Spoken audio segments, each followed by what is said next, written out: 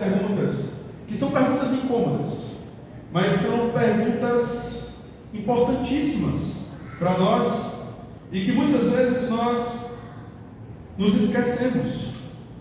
Quem é o primeiro na sua vida? Quem é o amor da sua vida? Para onde ou para quem vão a maioria dos seus pensamentos ao longo do dia? Quem molda as suas emoções? Qual o grande objetivo que você tem na sua vida? E quando eu falo na sua vida, eu falo dentro de todas as esferas nas quais nós vivemos. Qual o seu grande objetivo na sua família? Qual o seu grande objetivo na sua carreira profissional? Qual o seu grande objetivo na sua carreira acadêmica? O que é legal, irmãos, é olharmos para a palavra de Deus e percebermos que Deus, Ele já nos deu um objetivo. Deus, Ele não trata esse tema nas nossas vidas de uma forma nebulosa. Deus nos diz que Ele é o primeiro. Deus nos diz que tudo aquilo que nós fazemos, nós devemos fazê-lo levando em consideração o fato de que Deus é a prioridade suprema da nossa vida. Não é a minha esposa a prioridade suprema, não são os meus filhos. Eles são prioridades, mas não suprema. Eles são importantes, mas não as pessoas mais importantes da minha vida. E eu preciso lembrar disso. Eu preciso lembrar que Deus é a pessoa mais importante. Eu preciso lembrar que Deus, Ele é único e Ele é aquele que regula a minha vida. Essa lei, esse estabelecimento foi instituído visando o meu bem. O meu bem. Deus nos criou para funcionarmos dessa forma, tendo o nosso Deus como a nossa referência. Eu quero, irmãos, antes de entrarmos aqui propriamente no mandamento, eu quero trazer algumas informações que eu acredito que são informações importantes, preliminares, algo que nós falamos, inclusive, domingo passado. Você precisa ter em mente sempre o prefácio, que nos lembra que Ele é o nosso Deus, Ele é o nosso dono, mas também lembrar que Deus nos libertou. O cumprimento do primeiro mandamento, ele tem como base, ele tem como fundamento o Evangelho. Ele tem como fundamento a gratidão, o amor. Nós estávamos no Egito, mas o Senhor nos libertou. E após nos libertar, Ele agora nos dá a sua lei. Ele agora nos diz, não terás outros deuses diante de mim. Uma outra informação ainda, nesse contexto de informações preliminares, o fato do mandamento dizer, não terás outros deuses além de mim, não é uma afirmação de que existam outros deuses, de que existem outros deuses. Algumas pessoas têm essa impressão. Então quer dizer que existem outros deuses? Não existem por ofício e por natureza outros deuses. O que existe são homens que não estão satisfeitos com o fato de que Deus é único em suas vidas e que, por isso, buscam criar deuses, ídolos em seus corações. Quando nós olhamos o texto, mais uma vez, de Deuteronômio 4:39, a palavra de Deus diz, hoje deveis saber e considerar no coração que só o Senhor é Deus, em cima no céu e embaixo na terra. Não há nenhum outro. Quando nós olhamos o texto de 1 Coríntios 8:4, no tocante à comida sacrificada a ídolos, sabemos que o ídolo de si mesmo nada é no mundo e que não há senão um só Deus. Então, o Senhor está condenando aqui a idolatria, a criatividade do homem de projetar em coisas, em pessoas, aquilo que deve ser projetado somente nele. A nossa total confiança, a nossa total devoção, a nossa total esperança. Nesse sentido, um ídolo pode ser qualquer coisa. Pode ser a igreja, pode ser o filho, pode ser o cônjuge, pode ser um cargo na igreja, pode ser a maneira como eu quero que as pessoas me vejam, pode ser muita coisa, o meu dinheiro, a minha profissão. Uma outra informação importante, o pronome pessoal que está aqui, ele está na segunda pessoa do singular, está implícito. O que o Senhor está dizendo aqui é, tu não terás outros deuses diante de mim, não tem outros deuses diante de mim. O que, de repente, pode parecer algo simples, mas o ponto aqui, meus queridos irmãos, é que o Senhor está ressaltando o nosso dever individual. Nós estamos aqui adorando a Deus, mas Deus está olhando para cada um de nós nessa manhã. Tu, Mirtes, não terás outros deuses diante de mim. Tu, André, tu, Ana, tu, Catarine, tu, Felipe, não terás outros deuses diante de mim. Há uma responsabilidade individual da nossa parte de fugirmos da idolatria, de fugirmos dessa ideia de que podemos confiar, podemos entregar os nossos corações a outros. E veja, entenda o ponto. Não é que você não deve, num certo sentido, entregar ou deve ter uma certa inclinação a amar a sua esposa, a amar o seu filho, enfim, ou a ter uma relativa confiança. Mas o ponto é, a nossa confiança última, a nossa esperança última está no Senhor. Eu confio na minha esposa, mas eu sei que ela pode me frustrar, assim como ela sabe que eu posso frustrá-la. Eu amo a minha esposa, mas a minha esposa, ela não é a razão suprema da minha existência. Deus é a razão suprema da minha existência. E a partir do momento que eu vejo a minha esposa como a razão suprema da minha existência, eu passo a idolatrá-la. E eu passo a viver um relacionamento com ela menor do que o relacionamento que Deus quer que eu viva com ela. Quando eu coloco Deus em primeiro lugar, isso não vai suprimir o meu amor por ela. Pelo contrário, isso vai colocar o meu relacionamento com ela no padrão, no patamar que Deus quer. Onde Ele manda eu, inclusive, entregar a minha vida por ela. Então entenda isso. Colocar Deus em primeiro lugar não é suprimir outros amores na nossa vida, mas é colocá-los no devido lugar. É amar outras pessoas como de fato nós devemos amar. Porque o Deus que nos manda, ou o Deus que nós amamos, nos manda fazer isso. Então o Senhor está nos convidando a uma adoração exclusiva, a uma adoração suprema a Ele. Quem é esse Deus?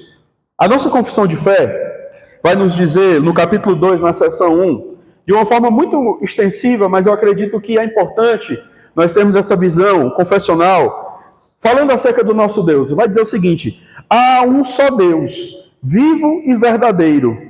É esse Deus que você deve adorar. Ele é vivo e verdadeiro, o qual é infinito em seu ser e perfeição. Um espírito puríssimo, invisível, sem corpo, membros ou paixões, imutável, imenso, eterno, incompreensível, onipotente, sapientíssimo, santíssimo, soberano, absoluto, operando todas as coisas segundo o conselho da sua própria e imutável e justíssima vontade, para a sua própria glória. Amantíssimo, gracioso, misericordioso, longânimo, riquíssimo em bondade e verdade, perdoando a iniquidade e a transgressão e o pecado, é galardoador daqueles que diligentemente o buscam e, sobretudo, justíssimo e muito terrível em seus juízos, pois odeia todo pecado, de modo algum inocenta o culpado. Essa descrição, ela é um reflexo daquilo que ensina a palavra de Deus.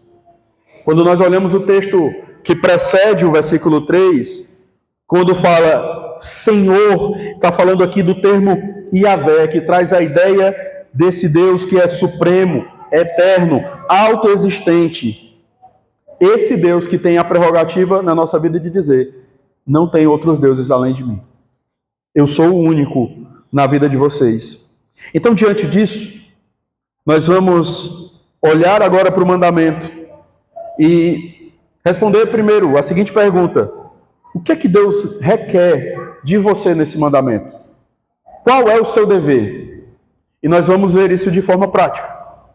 O primeiro dever que Deus requer de nós é que nós o amemos acima de todas as coisas. Deixa eu falar de uma forma mais particular. Deus quer que você o ame acima de todas as coisas. Mais uma vez, não é errado você dizer: eu amo bolo de chocolate. Eu já vi gente dizendo assim: eu amo futebol. Aí alguém chegou no seminário e falou assim: eu acho que essa pessoa mudou essa visão. Mas olha, esse negócio de gostar de futebol, isso é idolatria. Pode ser idolatria. Mas eu posso gostar de uma forma lícita. Assim como eu posso amar de uma forma lícita o meu filho ou ilícita. Não há nenhum problema. Quando Deus diz que nós devemos amá-lo sobre todas as coisas, quando Jesus fala que nós devemos amar a Deus sobre todas as coisas, ele não está dizendo que nós não podemos amar outras coisas. Ele está dizendo que acima dessas coisas que nós amamos, nós devemos amar a Deus. Deus deve ter prioridade nas nossas vidas. Então Deus quer isso de você. Deus quer que você o ame acima de todas as coisas. Nós reduzimos essa ideia de amor a uma perspectiva meramente sentimental, emocional. E a gente pensa que amor tem a ver com essa coisa tal da química. Nós não negamos esse aspecto da empolgação, do fervor, né? Aquilo que nós ocidentais trazemos muito essa ideia da paixão, nós não negamos esse aspecto. Mas amor na Bíblia tem muito mais do que isso, é muito mais do que isso. Amor tem a ver com obediência.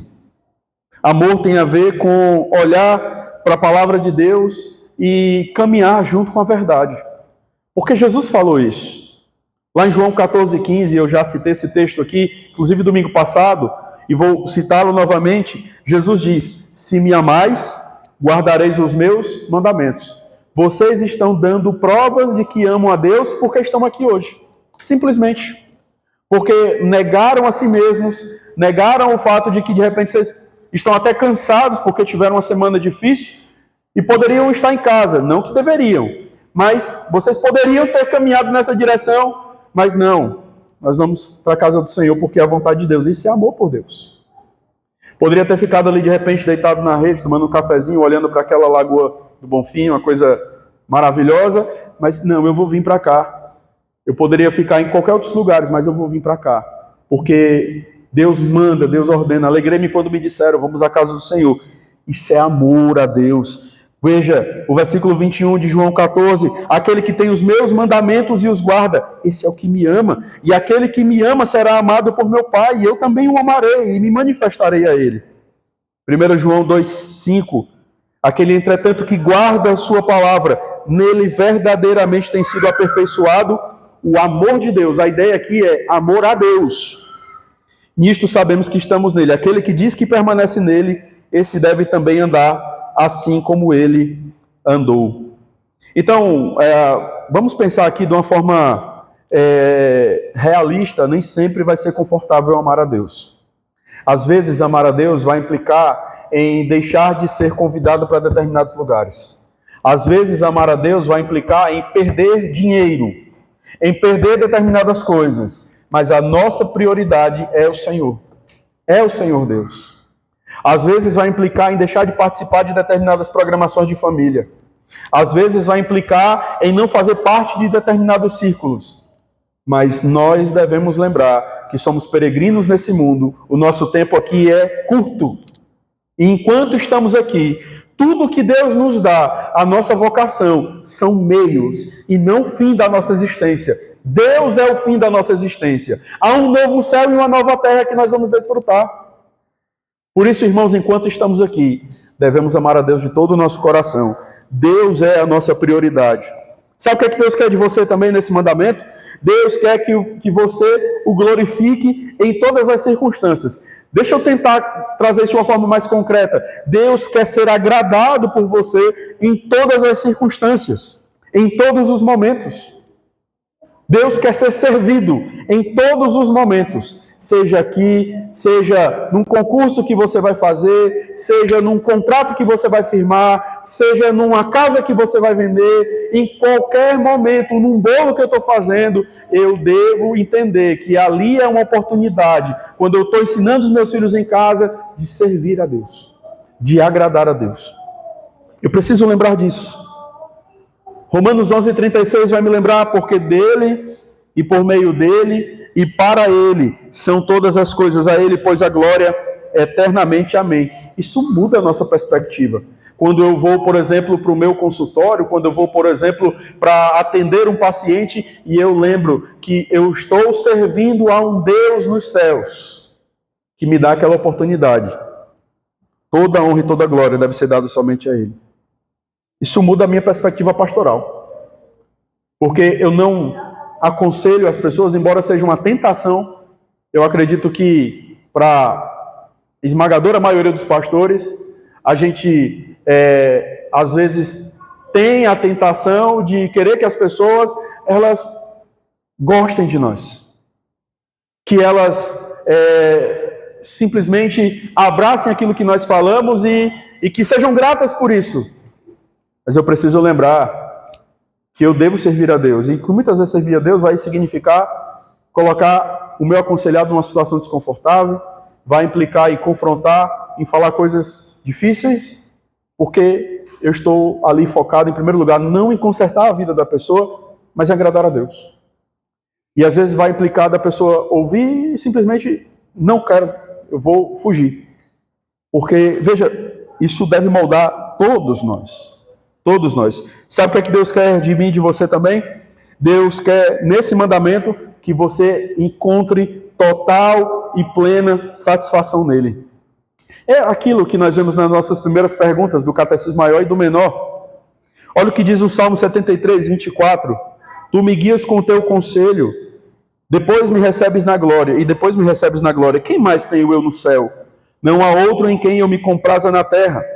Ainda que a minha carne e o meu coração desfaleçam, Deus é a fortaleza do meu coração e a minha herança para sempre. Os que se afastam de ti, eis que perecem.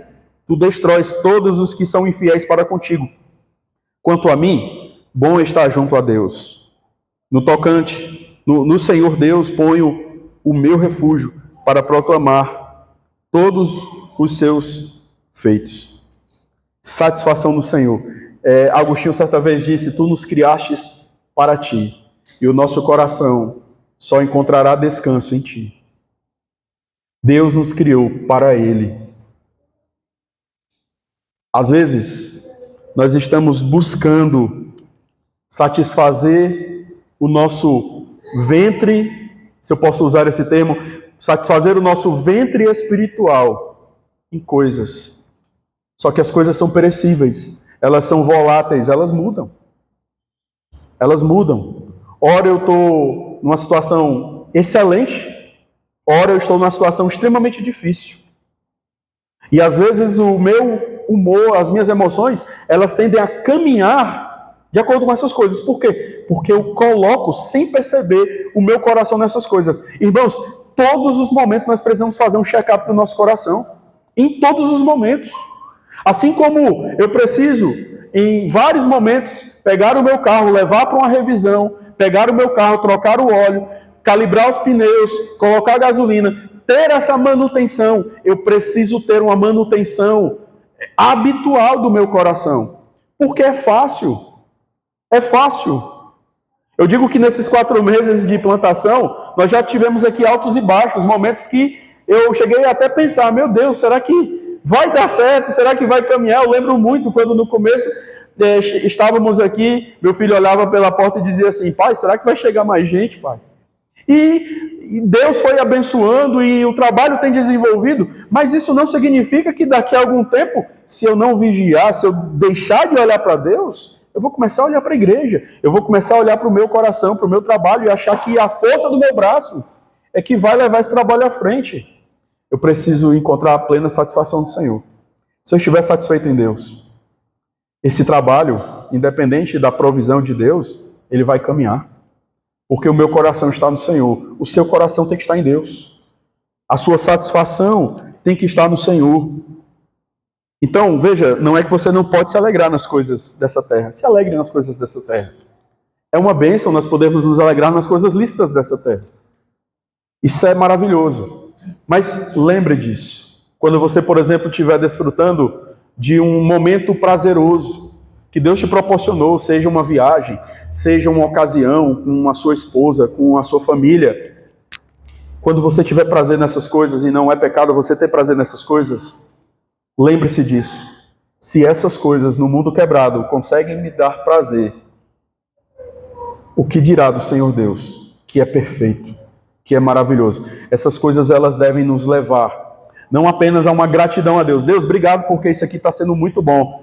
Esses dias eu estava lá na casa dos meus irmãos e delícia de coco, é aquilo? Não lembro o que era. Doce de coco, que negócio maravilhoso. Que negócio maravilhoso. Uma coisa abençoadora. E eu pensei, meu Deus, que coisa maravilhosa. E aí me veio à mente se no mundo quebrado a gente consegue desfrutar de uma coisa como essa, uma coisa tão boa, que dirá a presença maravilhosa do nosso Deus por toda a eternidade.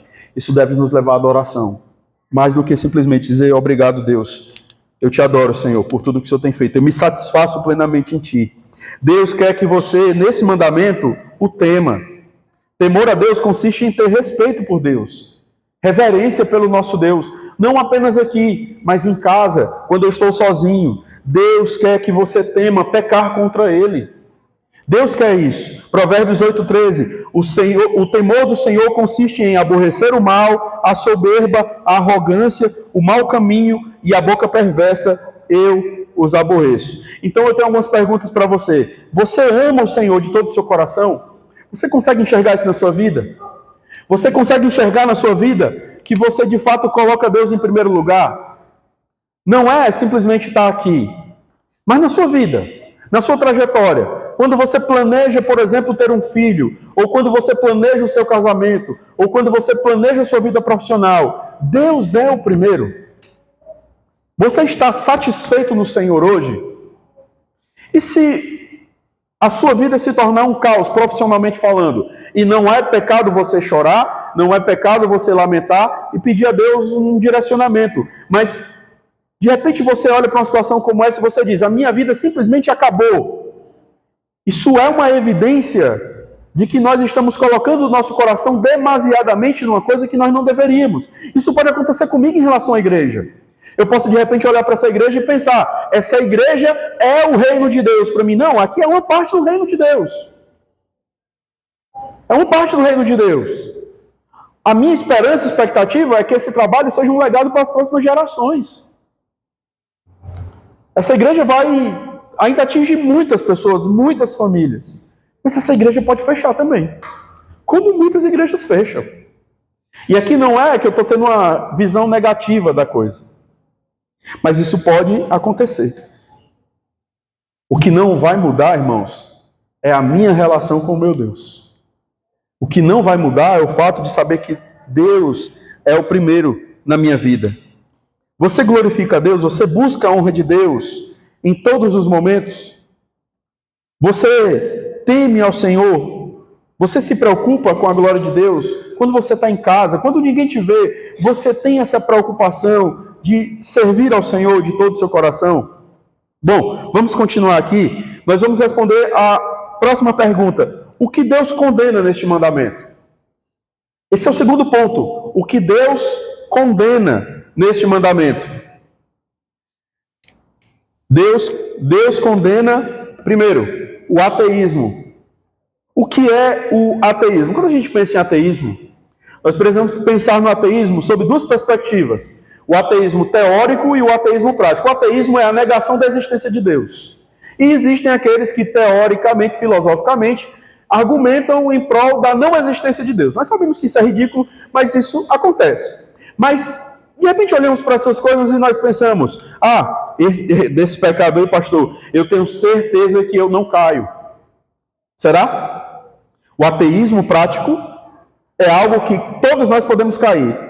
O que é o ateísmo prático? É a admissão teórica de que ele existe, mas é uma vida que demonstra a não existência dele. É como se a gente vivesse como se ele não existisse. Então nós tomamos decisões diariamente sem pensar em Deus. Nós vivemos as nossas vidas sem considerar o fato de que Deus é a nossa prioridade, de que Deus é quem regula a nossa vida. Isso pode acontecer. Inclusive comigo que estou pregando sobre isso. Isso pode acontecer. Inclusive comigo que sou pastor da igreja, que leio a Bíblia. Eu posso, de repente, olhar para a Bíblia como um material da minha profissão, para fazer um sermão, para preparar uma aula. Eu posso vir para a igreja para exercer o que eu tenho que exercer aqui, a pregação, uma aula, e ainda assim ter uma conduta na minha vida sem considerar a prioridade que Deus deve ter. Isso pode acontecer, irmãos. Você lembra de Judas? Ele foi chamado para o ofício. Ele era apóstolo. Ele estava servindo a Deus. Mas ele estava distante de Deus. Você está aqui é uma parte boa e importante. Mas você pode estar aqui com o seu coração distante, com motivos errados. Então, você precisa fugir do ateísmo prático Você precisa lembrar que Deus está te vendo em todos os momentos, que Deus deve ser servido por você em todos os momentos. Você deve servir a Deus em todos os momentos. Deus, ele condena aqui a ignorância quanto à sua pessoa. Ele condena o ateísmo e ele condena a ignorância quanto à sua pessoa. Olha o que diz a pergunta 105 do Catecismo Maior. Quais os pecados proibidos no primeiro mandamento? Eu não vou ler a resposta toda, porque é uma resposta ampla, mas a parte que nos interessa agora é: Deus condena a ignorância, o esquecimento, os falsos conceitos, as falsas opiniões, os pensamentos indignos ou ímpios sobre Deus. Sabe aquelas pessoas que se vangloriam na ignorância porque vão dizer assim: ah, esse negócio de estudar, esse negócio de se aprofundar, vocês que são presbiterianos, e às vezes até gente dentro do presbiterianismo que pensa assim: não, eu sou muito velho, eu não tenho mais como ficar estudando essas coisas. Dentro da sua capacidade intelectual, Deus quer que você se desenvolva. Deus quer que você use o seu cérebro, porque Deus nos deu não apenas um coração, Deus nos deu um cérebro para ser glorificado também no nosso entendimento. Então, ter uma opinião ignorante sobre Deus, ignorante no sentido de uma falsa opinião, ou simplesmente você não buscar se aprofundar na doutrina da soberania de Deus e outras doutrinas que Deus nos deu na sua palavra, isso é uma quebra do primeiro mandamento. Sabe um dos momentos que a gente demonstra essa ignorância? Quando a gente está extremamente ansioso.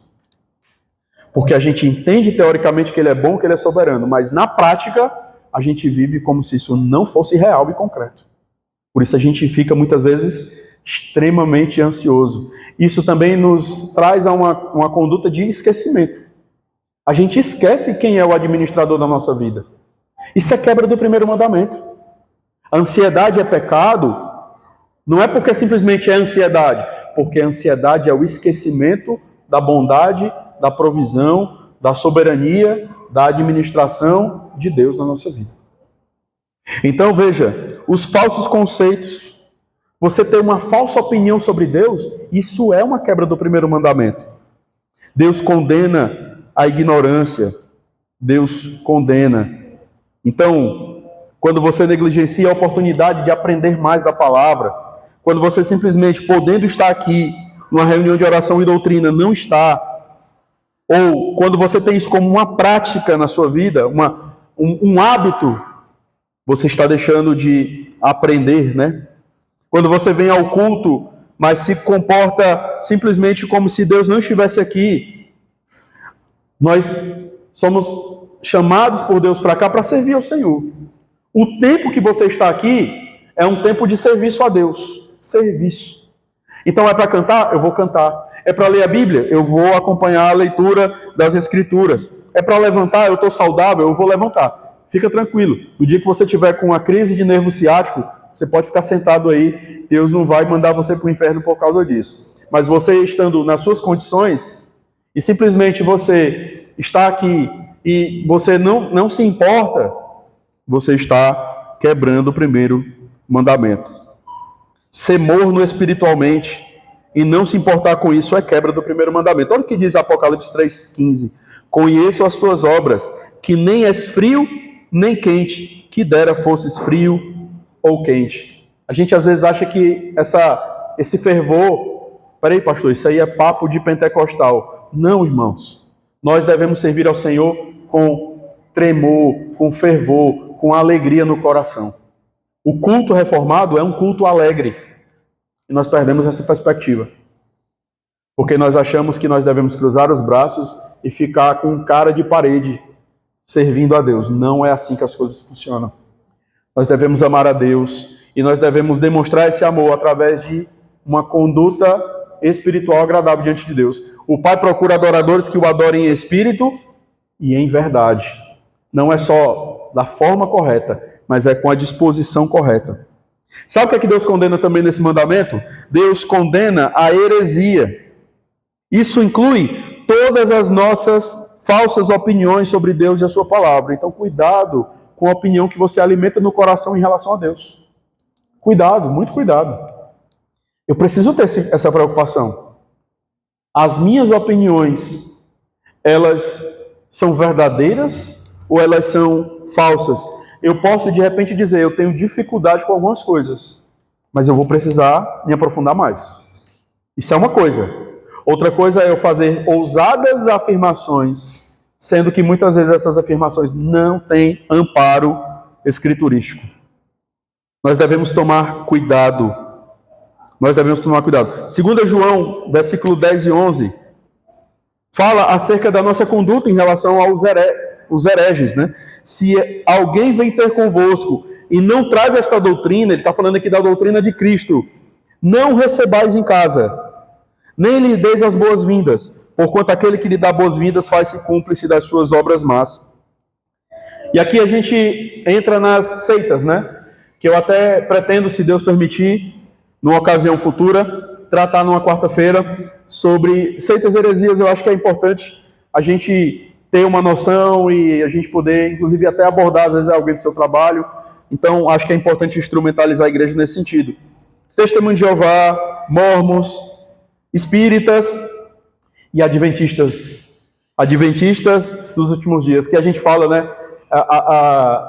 Se você for ver as músicas, tem tanta música bonita, fato, isso é verdade, mas tem muita música que esconde heresias e conceitos equivocados acerca do Senhor, e a gente precisa ter cuidado. Precisamos ter cuidado com isso. Deus condena nesse mandamento a heresia. Deus condena nesse mandamento a idolatria. Nós falamos sobre isso aqui. A idolatria, irmãos, ela não começa, como diz John MacArthur, ela não começa no martelo, ela começa na mente, ela começa no coração. Ela começa, conforme nós vemos lá em Ezequiel 20, do 7 ao versículo 10, ela começa com um abandono de um conceito correto acerca de Deus e uma adesão a um conceito equivocado sobre o nosso Deus. Nós podemos cair na idolatria, inclusive num domingo de manhã como esse, dentro de uma igreja. Quando nós cantamos algo sobre Deus que Deus não prescreveu, quando nós cantamos algo sobre Deus que não é compatível com aquilo que Deus revela acerca dele mesmo, na sua palavra, isso é idolatria. A idolatria não é só se dobrar diante de uma imagem, não é só se dobrar diante de uma pessoa, é você ver Deus de uma forma aquém daquilo que a palavra dele estabelece. Isso é idolatria. Adorar Jesus do jeito que a gente acha que tem que ser adorado. Ver Deus do jeito que a gente acha que ele deve ser visto. Nós precisamos tomar cuidado com isso. Uma concepção errada sobre Deus é idolatria. Olha o que é que diz o Catecismo de Heidelberg na pergunta 95. O que é idolatria? Idolatria é ter ou inventar algo em que colocar a nossa confiança em lugar ou ao lado do único e verdadeiro Deus que se revelou em sua palavra. A confiança carnal na sua inteligência, a confiança no seu dinheiro, na sua conta bancária, a confiança de uma vida melhor por meio de um filho, o amor exagerado por um filho ou pelo cônjuge, o amor exagerado ao meu trabalho, em relação aos meus bens, a minha autoimagem, isso é idolatria. Os ídolos são infindáveis. E Calvino certa vez disse que o coração do homem é uma fábrica de ídolos. Eu não sei você, mas quando eu olho para o primeiro mandamento e eu faço um comparativo com a minha vida, eu percebo o quanto eu preciso de Cristo para cumprir o primeiro mandamento. A boa notícia é essa nessa manhã. Cristo, o teu Salvador, o teu Redentor, ele cumpriu perfeitamente o primeiro mandamento por nós.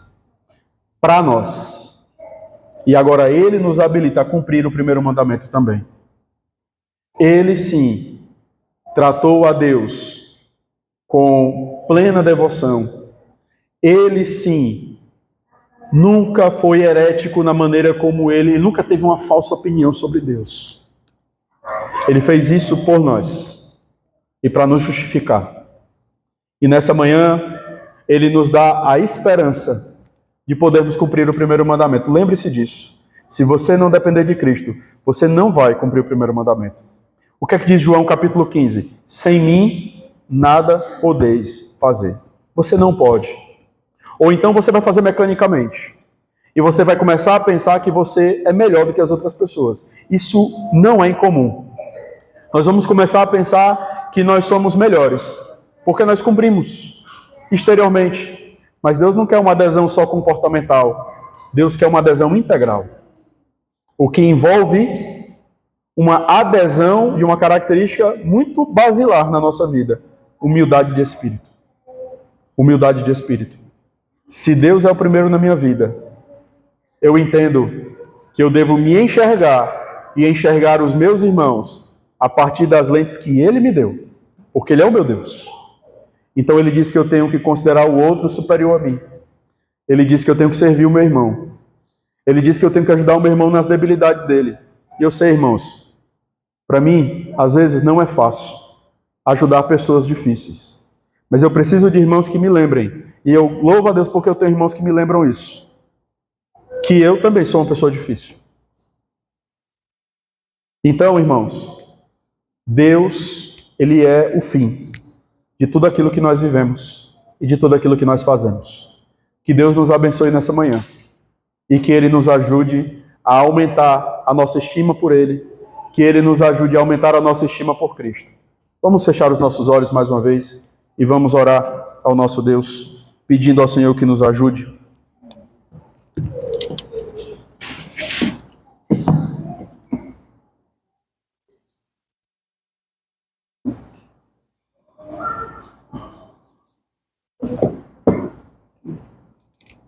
Te louvamos, Pai, pela Tua preciosa palavra. Sabemos, Deus, do quão desafiador para nós é conformar as nossas vidas à Tua vontade. Mas sabemos também, Pai, que o Senhor provê tudo o que precisamos para que isso aconteça.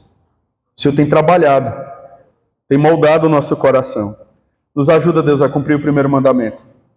Nos ajuda, Deus, a fugir da idolatria. Nos ajuda, Deus, a pedir ajuda quando estivermos necessitados. Nos ajuda, Senhor. E nos ajuda, nos habilita a ajudar os nossos irmãos. Nós, ao passo que precisamos de ajuda, somos chamados pelo Senhor a ajudar, a orar, a aconselhar. Por isso, Deus, eu te peço, fortalece a nossa igreja. Traz maturidade à Igreja Presbiteriana da Aliança, Deus, para que possamos crescer e sermos uma igreja conselheira para a glória do Senhor. Nós assim oramos, Pai, em nome de Jesus. Amém. Vamos nos colocar de pé, irmãos, e vamos cantar ao Senhor o Salmo de número 103. Cantemos a Deus.